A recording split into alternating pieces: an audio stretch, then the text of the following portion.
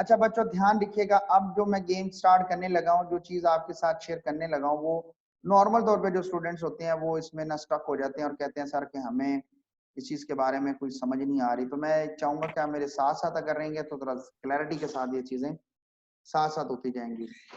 मैं अगर इस एल्गोरिथम के बारे में बात करूं, एग्जाम कमेटी में रख लें, जो मिनट्स हुए पड़े हैं, मुझे बताइए कि इस एल्गोरिथम के अंदर, मेरे साथ रहिए प्लीज, मुझे बताइए कि मैं इस एल्गोरिथम को जब इंप्लीमेंट करता हूं, जैसे कि ये जावा के अंदर आ गई है, इसमें system dot out dot print line समझ लें सी आउट है, ये सी आउट स्टेटमेंट है। बताइए कि ये वाली जो स्टेटमेंट है जब हम इसको रन करेंगे तो ये उस एल्गोरिथम को जो कि इंप्लीमेंट हो चुका है ये कितनी बार रन होगी? एक दफा सर। एक दफा सर। और ये वाली? एक दफा। एक दफा सर। बिल्कुल, आपने बिल्कुल ठीक कहा। तो देन द टाइम कम्प्लेक्सिटी, जरा गौर से सुनिएगा, ये जो टाइम कम्प्लेक्सिटी है इसकी, किसकी? इस जनाब साहब इस एल्गोरिथम की, इस एल्गोरिथम की जो टाइम कम्प्लेक्सिटी है वो हम उसे कहते हैं the time complexity of algorithm, the time complexity of algorithm with respect to n term. मैं बताता हूं, मैं बिल्कुल बताता हूं, don't worry. Time complexity of algorithm with respect to n term, वो कौन सी है, उसे कैसे मेंशन किया जाता है? just give me test user, where is test? जी अब आ गया। Time complexity of this one मैं मेंशन करता हूं जी, लाइक दिस वन, इसकी हमने लिखा 1, इसकी लिखा 1, तो time complexity of this algorithm मैं ऊपर करके डिफाइन कर रहा हूं, या मैं इसके लिए एक वाइट पेज फेंक देता हूं ताकि आसानी रह सके मेरे लिए, ब्लैंक पेज। तो इस एल्गोरिथम की जो टाइम कम्प्लेक्सिटी होगी मैं लिखूंगा t of n, the time complexity of algorithm with respect to n term is equal to 1 plus 1 is equal to 2, is equal to 2। मतलब ये चीज गौर से देखें, the time complexity of this algorithm is 2। what is meant by 2? आपके mind में 2 के को लेके क्या आता है? Constant. Yes, constant. Exactly, this is a constant. सही कहा जी, बिल्कुल ये बात 100% है। So we can say that, हम ये कह सकते हैं कि एल्गोरिथम सी जो सा था उसकी कम्प्लेक्सिटी 2 हो, 4 हो, 6 हो, दिस इज अ कांस्टेंट। सही कह रहे हैं, 100% ऐसे ही बात है। अब चलते हैं हम एल्गोरिथम 1 की तरफ। So there is algorithm 1। हम एल्गोरिथम 1 की तरफ चलते हैं और देखते हैं कि एल्गोरिथम 1 क्या करता है। तो सबसे पहले जनाब हम बात करते हैं this statement. So this statement will execute only one time and this statement also execute one time. Is it true? जी yes sir. Sir. Exactly. And what about this one? N N time. Times. Okay, and this one मैं इस दोनों को बाहर निकाल रहा हूं। So the upper line is show for upper and the down line is show for down. अब मुझे बताएं कि what about this one? How many times that this line will be executed? Line means statement, अब program है ये। N times. Yes, this N is time. time, exactly. And what about this one? For header. Time. G, anyone? One time sir. No, one time? How? n-1 N plus one time. कैसे? ओ यार, n time तो चला कि ये चलेगा, plus 1 time दोबारा check किया, उस वक्त n आगे जा चुका था, n 10 था तो 11 हो चुका था, तो लूप ब्रेक होगी। वो जब लूप ब्रेक हुई तो उस वक्त भी तो वो चला था ना।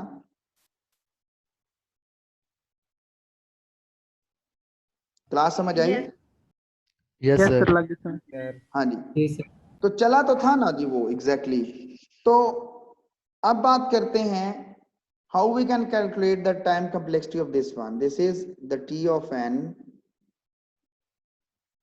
is equal to 1 plus n plus 1 plus n plus 1. So this is, you can see, this is the different thing is that this is a1, this is n plus 1 for header of for loop, and this is the within the for loop, and this is the outside of the for loop. So after this one, this is 2n plus 1. Just hold it. This is 2n plus 1. So the last one now, the 2n plus 1. And the last one is, so the last one is 5 minute सिर्फ ये वो complexity compute कर रहा हूँ. So what about this one? Only one time? Yes, this is one time. And this is also one time. So these two statements are works with a one time. And what about this one, the header of the for? The first for loop. n plus 1. Exactly. One time. Yes, one time. We can say that this is the n plus one time. Okay. So this is n plus one time. So we just define an n plus one time. And what about the inner loop?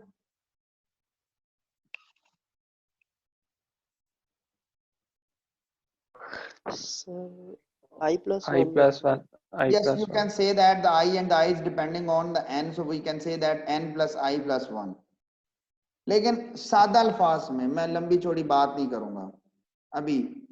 We can say that this loop will be executed n time. Basically this is n plus I plus 1 है, no doubt ठीक कह रहे हैं जो बच्चे समझ रहे हैं, बट मैं आसान अल्फाज में, भाई ये n टाइम है तो ये से एक बार कम ही चलेगी, तो दिस इज n टाइम, और अगर ये n टाइम चाह रही है तो ये उससे भी एक स्टेप कम चलेगी. सो this is n minus 1 time. सादा सिंपल, लंबे चौड़ी बात को कम करते हुए. ओके, सो अब जरा देखिएगा, अब मजे की चीज स्टार्ट होने वाली है. अब आप कहेंगे सर ये क्या है? So the time complexity of t of n is equal to, the first one is 1 plus, there is n plus 1 multiplied, this is a multiplied, there is a multiplied, like this is static, n plus n minus 1, and इसको ऊपर लेके जा रहा हूं सिर्फ दिखाने के लिए, प्लस 1. सर ये क्या किया आपने? देखें जी, this is 1, basically this one, and this is n plus 1, and this is n plus 1 is basically that this n plus 1, this is the outer loop, the time complexity of outer loop, and n with respect to the number of input, and the t of n is defined as the time complexity of algorithm with respect to time of n terms. So this is n, and n plus 1, basically that this whole structure is depending on the outer loop. So that this impact is also defined here. You can see n plus 1 multiplied into n plus 1, n plus n minus 1, and this is the plus 1. Yes. So after this one, you can see that this is 2 plus, this is a 2, 1 plus 1, this is a 2 into n plus 1 into, क्या बनेगा जी? 2n minus 1. Yes, exactly. And after this one, after the simplification of this whole structure, we got 2n square. ऐसे ही है, Yes, sir. Plus n, ऐसे ही है. फिर क्या आएगा? 2n square plus 2n, और n से प्लस n और minus 1, and this is a plus 1. Yes, exactly. So this is the time complexity of algorithm 2, the t of n. और समझ आई है कि नहीं आई है जी? यस सर, लग गई समझ। ये फिर आ मैंने गया। मैंने मल्टीप्लाइड करके 2 को ऐड भी कर दिया, डायरेक्ट निकाल दिया, क्योंकि जब 1 मल्टीप्लाइड बाय -1 होगा तो -1 होगा, और वो 2 से जब माइनस होगा तो +1 रिमेनिंग बचेगा। So now we goes to our next slide, and what will be happening here? What will be happening here? Oh my God, there is something new, something new. क्या न्यू आया जी? You can see there is 3 algorithms, and according to our algorithm, over value is 2, and here is over 2n plus 3, I think so, if I'm not wrong, and this is 2n square plus n plus 1. But according to the calculation of book, there is only n, there is n square plus n by 2, and there is 3. Sir ये तो different है, मुझे बताएं कि ये कौन सी question है, और ये कौन सी क्वेश्चन है, और ये कौन सी क्वेश्चन है जी? लास्ट वन कांस्टेंट है, फर्स्ट वन लीनियर है आई थिंक, और Yes, सेकंड वन में स्क्वायर आ रहा है, क्वाड्रेटिक जिसे बोलते हैं। Quadratic. Yes sir. 100% answer true. बात ही खत्म हो गई, उसने तो आंसर ही देके खत्म कर दी बात को। 100% this is a linear quadratic and constant. The constant is always constant sir, लेकिन कोफिशिएंट में और कांस्टेंट में फर्क क्यों आया? कोफिशिएंट में और कांस्टेंट में, this is a lower index. बात करेंगे कि मुझे इससे गर्ज ही नहीं है जी, मुझे गर्ज है n स्क्वायर से, ये मुझे n स्क्वायर से गर्ज है, मुझे इससे कोई गर्ज नहीं है। तो एक मिनट जी, सॉरी फॉर इंटरप्शन। अच्छा जी, तो बात कर रहे थे जी, दिस इज अ लीनियर। थोड़ा आगे चलते हैं, शायद आपको मजीद इसकी क्लैरिफिकेशन आगे मिले, अच्छे वाली। आगे चलते हैं, जरा इसको देखते हैं। इसी वजह से उसके कांस्टेंट और कोफिशिएंट जोन से हैं, वो कांस्टेंट और कोफिशिएंट जोन से हैं, वो फर्क पड़े थे। बच्चों आपके सामने एक प्रोग्राम है, the sum of array with n elements. आप जरा गौर से देखें बच्चों के सम इंट a और इंट n, ठीक हो गया। Int s is equal to 0, 0 से स्टार्ट हुआ, और ये जो स्टेटमेंट है मैं इसको हाईलाइट करता जाता हूँ, ठीक है, ताकि आपको इस चीज की क्लैरिटी मिले। This statement is executed only one time, and also this statement is executed one time, and this statement is also executed one time. I initialize एक बार होगा, s 0 से इनिशियलाइज एक बार होगा, रिटर्न एक बार होगा। इसीलिए उसने कहा कि सिर्फ 3 ये लाइनें वन टाइम चलेंगी, और ये 3 आ गया इसका। अब कितनी लाइनें कितनी बार चलेंगी? Statement number 2, 3, statement number 4, statement number 5, ये देखें स्टेटमेंट नंबर 6, स्टेटमेंट नंबर 7। यार ये सारी n पर डिपेंडेंट है, आइट्रेशंस पर डिपेंडेंट है, किसकी? लूप की। तो लूप की आइट्रेशंस n पर है डिपेंडेंट, तो n टाइम तो सबको ऐड कर लिया। आपको याद होगा मैं किसी को लिख रहा था n+1, किसी को लिख रहा था n, किसी को n-, उसने बात ही खत्म कर दी। उसने कहा कि यार वो n+1 हो या n-1 हो, वो तो है तो n टाइम ही है ना। तो उसने सबको n कर दिया, लिहाजा उनके जो कांस्टेंट फैक्टर थे वो प्लस माइनस वाले, वो कोई भी नहीं डाले उसने। तो उसकी टाइम कॉम्प्लेक्सिटी आ गई 5n+3, जबकि वहां पर पिछली वाली स्टेटमेंट में, पीछे ये जो नजर आ रहा है आपको, इसके अंदर अगर आपको कुछ याद हो तो हमारा 2n+3 निकला था, उसका n निकला था। मैं बात को थोड़ा फर्दर आगे लेके चलता हूं, ये भी ठीक, हमारा भी ठीक। मैं बात को थोड़ा एक स्टेप और बच्चों आगे लेके चलता हूं, और मैं स्टेप बाय स्टेप चलूंगा ना, अभी छोड़ दे बिग नोटेशन, बाद में बात करेंगे।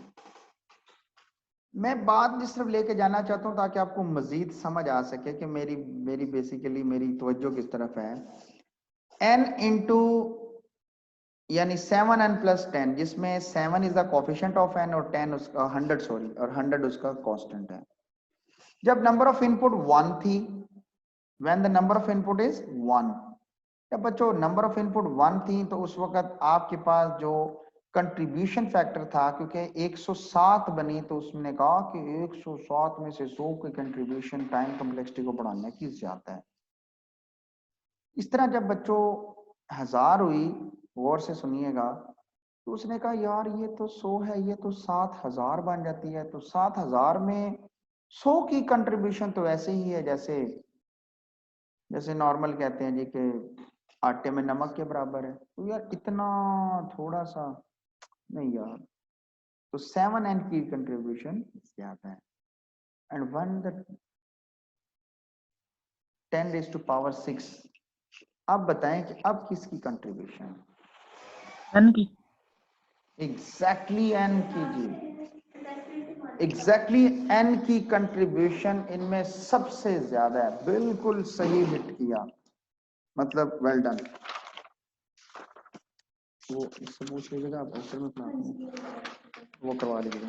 अच्छा जी, अब चलते हैं थोड़ा आगे। अब जिनको समझ नहीं आई भी ना, वो अब्दुल्ला बोला है मेरे ख्याल से, मुझे उसकी आवाज से थोड़ी सी शनाख्त है। अब जरा ना इस वाली पे देखते हैं।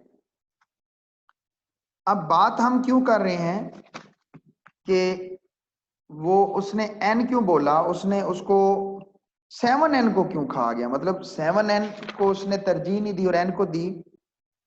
वो आपके सामने आ रहा है कि जब आपके पास एक, अब देखें वहां पे तो एक छोटी सी एग्जांपल थी और ये तो अब बड़ी वाली एग्जांपल है। अब बड़ी वाली एग्जांपल के अंदर आपके पास अगर आप देखें तो ये भी 2 है। तो अब इसमें गौर से देखें कि आपके पास n² 100n log n with base 10 और 1000 है। अगर हम थोड़ी सी बात इसको यूं ऑब्जर्व करते हैं कि when the number of input is 1 then the time complexity of algorithm with respect to n term is 1101। अब इसके अंदर जो कंट्रीब्यूशन है ना वो देखें 1000 की है। रीजन इज दैट कि 1000 इटसेल्फ बहुत बड़ी वैल्यू के साथ बैठा हुआ है, जबकि n² 1 का स्क्वायर 1 हो जाता। और व्हाट अबाउट दिस वन, आते हैं जी 10 पे। आप लोगों ने मैथ में पढ़ा होगा कि जब आप कोई लॉगरिथम लगाते हैं, when you use a log with any base like 2 base, तो आप क्या करते हैं, आने वाली जो उसकी वैल्यू है, कांस्टेंट वैल्यू है, आप उसको उसी बेस में लेके चले जाते हैं जिसे हम कोफिशिएंट कहते हैं।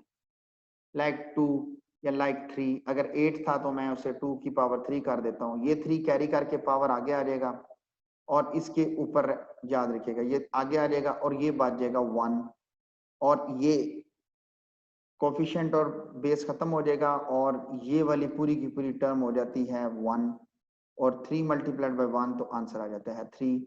ये आप लोगों ने एल्गोरिथम्स में पढ़ा, वो सॉरी एल्गोरिथम कह रहा हूँ, आपने मैथ्स में पढ़ा हुआ ये फॉर्मूले।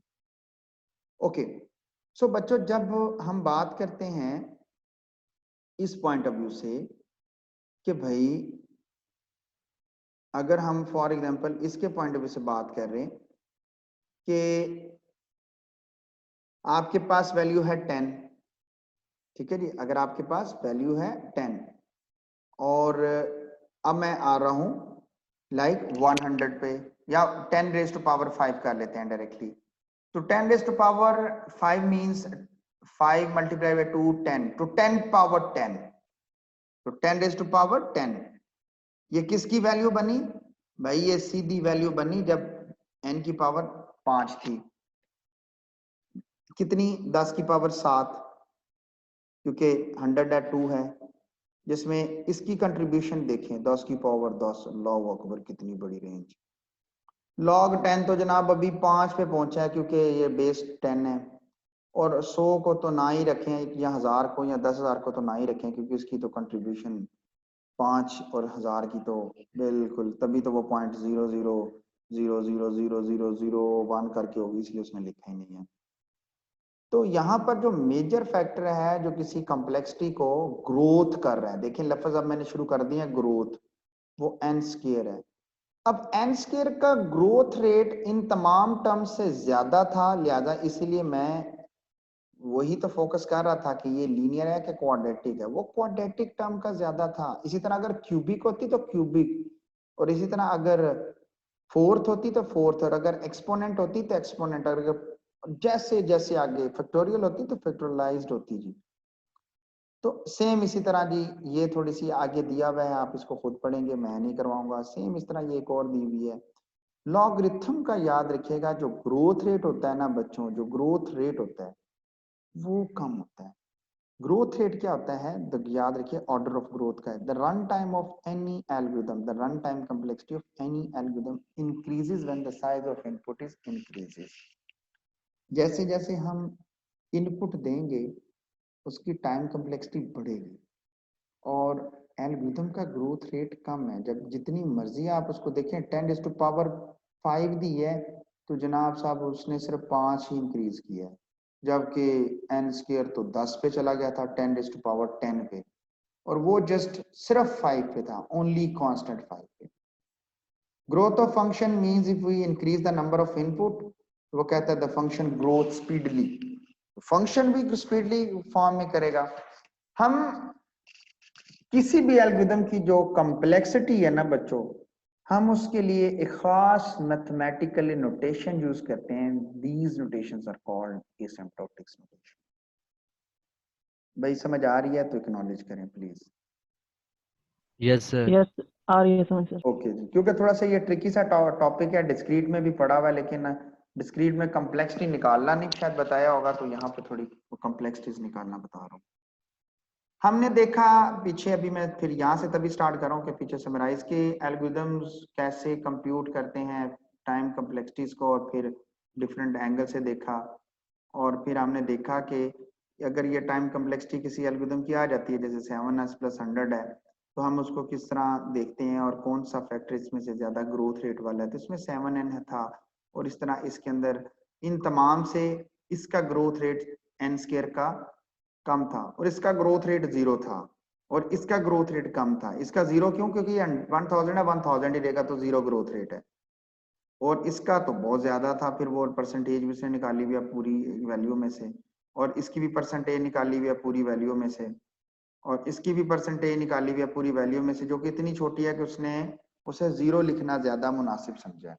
ठीक है जी, और इसी तरह आगे भी होगा। तो लॉगरिथम की जो देखे ना, लॉगरिथम की कम है, और n लॉगरिथम की जो उससे थोड़ी ज्यादा है, फिर n² की उससे ज्यादा, फिर n3 की उससे ज्यादा, फिर f जो एक्सपोनेंट है ना, वो तो उसकी तो बात ही छोड़ दें। देखें ना कि अगर 1n⁻128 इंस्ट्रक्शंस दे दी जाती हैं, अगर किसी एल्गोरिथम की एफिशिएंसी ये निकली जाती तो उसे 6 बिलियन ईयर लगते, जो कि तकरीबन आपके 6 million time more than age of universe है। मतलब इतना टाइम, दुनिया इतनी बार दुनिया बन जाए दोबारा, इतना टाइम लग जाएगा उस एल्गोरिथम की। तो ऐसे एल्गोरिथम रेयर में मौजूद ही नहीं है। तो हम बात कर रहे थे कि किसी भी एल्गोरिथम की जो बच्चों कॉम्प्लेक्सिटी है वो 3 किस्म में पाई जाती है। मैं इसलिए आगे पीछे कर रहा हूं ताकि आपको फ्लो बना सकूं लेक्चर का। या तो वर्स्ट केस होगी, या बेस्ट होगी, या एवरेज होगी। अब सबसे पहले बेस्ट केस क्या है? बेस्ट केस ये है कि कोई एल्गोरिथम बड़ा कम टाइम लगाए किसी प्रॉब्लम को हल करने के लिए। जैसे फॉर एग्जांपल सर्चिंग में, सर्चिंग के पॉइंट ऑफ व्यू से देखें ना, नीचे एग्जांपल भी दी हुई है। सर्चिंग के पॉइंट ऑफ व्यू से वो आइटम शुरू में ही पड़ा हुआ था, पहला ही एलिमेंट था, और वो ठग से मिल गया। एवरेज केस क्या है? उसे पता ही कोई नहीं है कि वो आगे या पीछे या कहां पड़ा हुआ, अल्लाह जाने। वो रैंडम तरीके के साथ लूपें लग रही हैं और चल रही हैं, और वो लगा हुआ है, उसको पता नहीं। Average case. और तीसरा द वर्स्ट केस, वो आखिरी वैल्यू थी। The worst case when item at end, वो आखिरी वैल्यू थी, सारे का सारा ही एल्गोरिथम चला दिया, और आखिरी लूप में जाके पता चला, सॉरी आखिरी इटरेशन में, लूप नहीं, आखिरी इटरेशन में पता चला एल्गोरिथम ने फुल जोर लगा लिया। तो ज्यादातर जो प्रॉब्लम क्रिएट करने वाले जो होते हैं वो एवरेज और बेस्ट होते हैं, एवरेज और वर्स्ट होते हैं, और नॉर्मली इनको दोनों को सिंगल ही यूनिट में कंसीडर किया जाता है। बट हम हमेशा वर्स्ट केस को हमेशा नजर में रखते हैं, और उसी के टाइम कम्प्लेक्सिटी को फाइंड आउट करने की कोशिश करते हैं। बात करते हैं एसिम्प्टोटिक्स नोटेशंस के ऊपर कि हम जब कम्प्लेक्सिटी निकालते हैं या तो वो बेस्ट में निकलती है या वर्स्ट में निकलती है या एवरेज में निकलती है। नॉर्मल हम बेस्ट और वर्स्ट केस की तरफ मूव करते हैं जितने भी एनालिस्ट हैं। तो कहता है तो फिर एक टाइम कम्प्लेक्सिटी निकल आई तो आप उसको कैसे रिप्रेजेंट करते हैं? कहते हैं by using asymptotic notation. The notation we use to describe the asymptotic runtime of an algorithm, the runtime complexity of any algorithm are defined in the term of function whose domains are the set of natural numbers, the 0 to plus infinity. Such notations are convenient for describing the worst case runtime complexity of function with respect to Tn of n, which usually is defined on integer input size and blah blah blah. We will use asymptotic notation primarily to describe the runtime. वही बार-बार repeat हो रही है. There are basically the three common type of complexities notations. The first one is the big O notation. The second one is big omega, and the third one is the theta. फिर इसमें small big O और small big theta और small omega. ठीक है जी, small omega. हमारे course में big ओ है तो मैं चाहूंगा कि मैं बिग ओ को थोड़ा डिस्क्राइब करूं। डेफिनेशन को पढ़ते हैं, बुक की डेफिनेशन है। The definition function F of N is big O of G of N है। इसे यूं पढ़ा जाता है, function F of N is F of N the function that you want to find the complexity, basically कि algorithm कितना time लेगा हम मालूम करना चाहते हैं, कितना टाइम लेगा algorithm in number of inputs पर। वो आगे मैंने लिखा भी हुआ है, वो मैं चलाऊंगा तो नजर भी आ जाएगा। Is big of G of N, big of G of N is the basically is the upper bound, maximum कितना टाइम ले लेगा वो मैक्सिमम है। हम एफ ऑफ एन है, हम कैलकुलेट करवाना चाहते हैं। If there exist constant C, C constant क्यों? द सी कांस्टेंट वही है आपके जो कोएफिशिएंट और वो कांस्टेंट थे। And N not, what is mean by N not? बात करते हैं आगे। N not is the first value, पहली वैल्यू वो कौन सी होगी जिसके बाद हमेशा जी ऑफ एन हमेशा ऊपर रहेगा। फॉर ऑल, गौर से देखें, n is greater than F of N, ये फार्मूला लिखा हुआ है। एफ ऑफ एन आपका वो रिक्वायर्ड फंक्शन है that you want to, sir thank you sir, thank you, जिसकी आप फाइंड आउट करना चाहते हैं। सर वो सबको पता है, आप तो एफिशिएंट हैं, तो जिसकी आप कंप्यूट करवाना चाहते हैं is less than equal to constant G of N के साथ। मैं इसको एग्जीक्यूट करता हूं ताकि नीचे वाली लाइन आपको क्लियर नजर आ सके। Okay, this one you can see there is this one. F of N is the formula that tells us exactly how many operation the function या algorithm in question जो आप दे रहे हैं, जो आपने डिमांड की है, will perform when the problem size is n। आपने कोई प्रॉब्लम दी, आपने कहा ये उसकी इनपुट है, बताओ कितनी प्रॉब्लम में ये हल करेगा। और g of n is like an upper bound for f of n within a constant factor, the number of operation required by your function is no worse than g of n। Picture लेके आते हैं ताकि picture से समझा सकूं बच्चों। ये आपके पास this is the n and this is the t for time. Time short है, किसी वक्त भी क्लास 4 मिनट रह गए। This is the time and this is the n, this is your input and this is your time. So this is your function. आपने पहले value, गौर से सुनिएगा, आपने एक इनपुट दी, 2 इनपुट दी, 3 इनपुट दी, यहाँ 4 5 6, फिर थोड़ा टाइम बढ़ा, फिर 5 6 7 8 9 10, फिर टाइम थोड़ा कम हुआ, फिर स्टेबल हो गया। और this is your G of N. The G of N basically आपका वो वर्स्ट केस है। एन नॉट वो पॉइंट था जिसके बाद आपका जो फंक्शन है ना, जो आप जो कैलकुलेट करवाना चाहते हैं फंक्शन, उसकी टाइम कम्प्लेक्सिटी हमेशा इस वर्स्ट केस से नीचे रहेगी, हमेशा। क्योंकि उसने लिखा था less than and equal to, वो बिल्कुल इसके बराबर आ सकता है, इसी ऊपर नहीं जा सकता, और वो इस और इस रेंज के दरमियान में पाया जाएगा। This is called the big of N notation.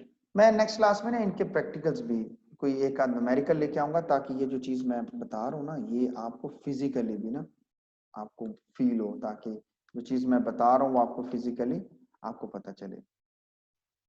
Why it is this useful पढ़ लीजिएगा, टाइम बहुत शॉर्ट है, अगर यहाँ गलती कोई लगी तो मुझसे पूछ लीजिएगा। मैं दूसरी नोटेशन पे जाना चाहता हूँ। This is the big omega. The big omega totally उसके ऑपोजिट है। पहले में था कि वो कितना मैक्सिमम टाइम लेगा, वो कहता है कि कितना मिनिमम ले आएगा, उल्टा हो गया। अब जी ऑफ एन नीचे है, एफ ऑफ एन ऊपर है, और वो कौन सा वो पहली इनिशियल वैल्यू होगी, वो कौन सी इनपुट होगी कि इसके बाद हमेशा F of N G of N से बड़ा रहेगा या बराबर होगा।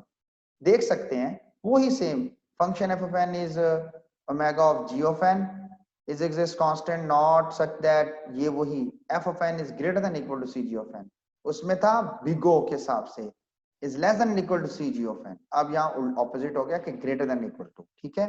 where is big omega g of n is read is a big omega of g, generally when we see the statement this and is equal to this, तो यूं mention किया जाता है।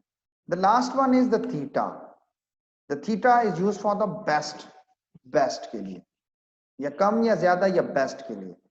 बेस्ट से गौर से देखिएगा, अब क्या करता है कि वो कहता है कि थीटा है तो अपर एंड लोअर दोनों आएगी, ओमेगा और बिग ओ दोनों आ रही है। So you can see that this is your function, this is your required function, and this is G of N, this is G of N. अब सी जी ऑफ एन तो नहीं लिख सकता क्योंकि दो जी ऑफ एन है, तो एक को कांस्टेंट फैक्टर C1 और एक को C2 लिखा है, और इसने लिखा है कि n नॉट के बाद याद रखें n is always greater than equal to n not, 0 is less than equal to C1 G of n, देखें is less than equal to, देखें f of n इस G of n से बड़ा तो बराबर है लेकिन इससे छोटा है, तो देखें ओमेगा में इससे बड़ा आ गया और बिग ओ से छोटा और बराबर आ गया, तो वो हमेशा इसके इन बिटवीन रहेगा, इससे बाहर नहीं जाएगा। So this is our asymptotic notation. यहाँ तक इसको कोई प्रॉब्लम है? टाइम शॉर्ट है, नेक्स्ट क्लास में मैं इसको फर्दर करूंगा, 1 मिनट कह रहा है, मैं इसको ये पे स्टॉप करता हूँ।